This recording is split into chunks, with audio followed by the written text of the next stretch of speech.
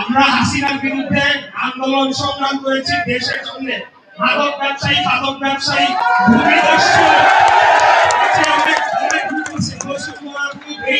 ভূমিদস্যু কাউকে আমি ভয় পাই না।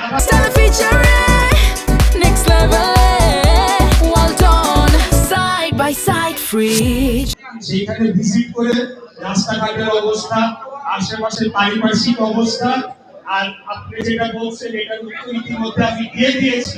এর চাইতেও জোরালো ভাবে দেওয়া সম্ভব কিনা আমি জানি না, কিন্তু যদি এর চেয়ে আরো জোরালো কোনো শব্দ ব্যবহার করতে হয় করতে রাজি আছি। আমরা হাসিনার বিরুদ্ধে আন্দোলন সংগ্রাম করেছি দেশের জন্য।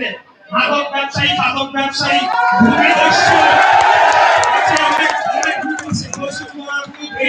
ভূমিদস্যু কাউকে আমি ভয় পাই না।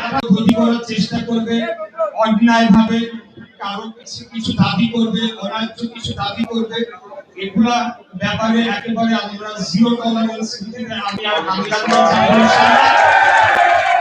এখন এই ঢাকা এই অঞ্চলে আমরা দুজন দলের পক্ষ থেকে আর একটু বৃহত্তর অঞ্চল যদি আপনারা দেখেন, এটা আমাদের দায়িত্বের মধ্যে পড়ে। আমি দেখে নিতে চাই কত বড় সন্ত্রাসী, কত বড় মাদকের ডিলার, কত বড় মাফিয়া বাংলাদেশে আছে।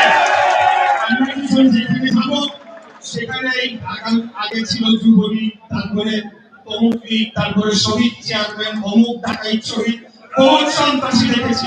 সব সন্ত্রাসীদেরকে, কোন সন্ত্রাসীদেরকে আগামী বাংলাদেশে আমরা প্রশ্রয় দেব না।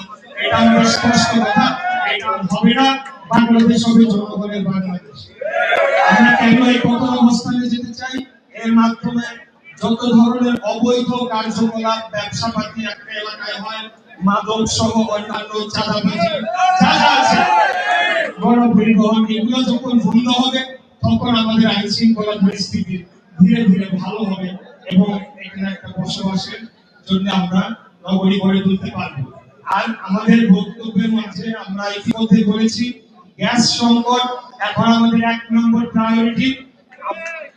এখন আমাদের আপনারা জানেন যে সরকার গঠনের প্রক্রিয়া চলছে পুরোপুরি, এখন সেটা হয় নাই।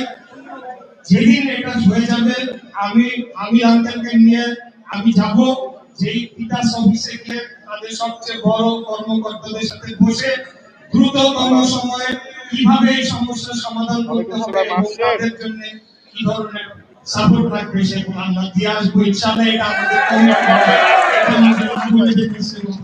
এটা হতে পারে যে বাংলাদেশে অনেক বড় বড় সমস্যার মধ্যে আমাদের কাছে কিন্তু এটা সবচেয়ে বড়। আমরা তারা মহল্লার যখন ঘুরছি মা বোনদের একটাই খালি দাবি ছিল গ্যাস গ্যাস, আমার গ্যাস। আমরা কোথাও গ্যাসটি জানি না।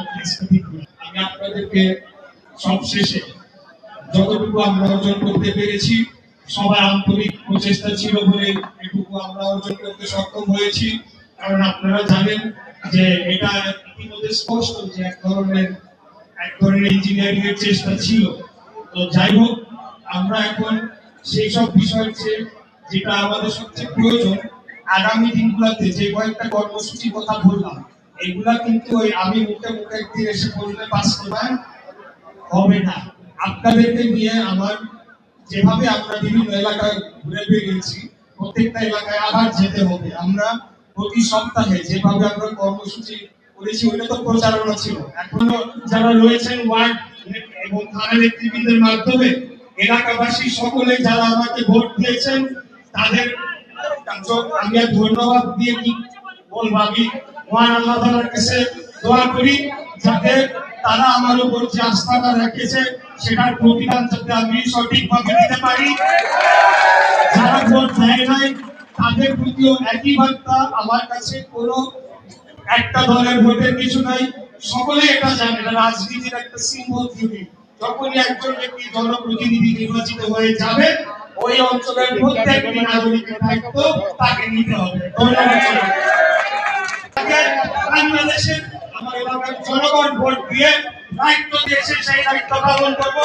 আমাদের শুধু হাবিনা হামিদুর রহমান হামিদ পালন করবে, হাবিবুর রশিদ হাবিব পালন করবে, আমাদের রবি ভাই পালন করবে। সবাই আমরা এটার জন্য কমিটেড, আমরা দেশের জন্য কমিটেড। এটা আপনারা সময় মতো প্রমাণ পাবেন। আর বক্তব্য দীর্ঘায়িত করতে চাই না। এটা একটা আলোচনা মত বিনিময় সভার মতো, প্লাস একটা দিক নির্দেশনা সভার মতো আমি করতে চেয়েছি। কারণ প্রত্যেককে সংযত হতে হবে। আমরা কিন্তু সব ধরনের সবাইকে মনিটরিং রিপোর্টের মধ্যে আমরা রাখবো। অতীতে আমরা কোনো ধরনের অ্যাকশন নেই নাই, এখন কিন্তু আইনি ব্যবস্থা নেওয়া হবে। আমরা আমাদের এত সুন্দর দল, এত জনপ্রিয় দলকে কিছু লোকজন এসে নষ্ট করবে, আমরা সবাই ক্ষতিগ্রস্ত হব, এটা আমাদের দেওয়া হবে না। আর ভালো ভালো কাজ করতে হবে, ঘরে বসে থাকলে চলবে না।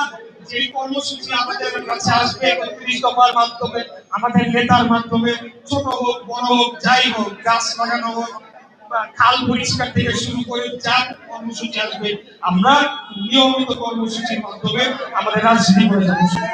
সবাই ভালো থাকবেন। খোদাফেজ। বাংলাদেশ জিন্দাবাদ। বাংলাদেশ জাতীয়তাবাদী দল জিন্দাবাদ। আমাদের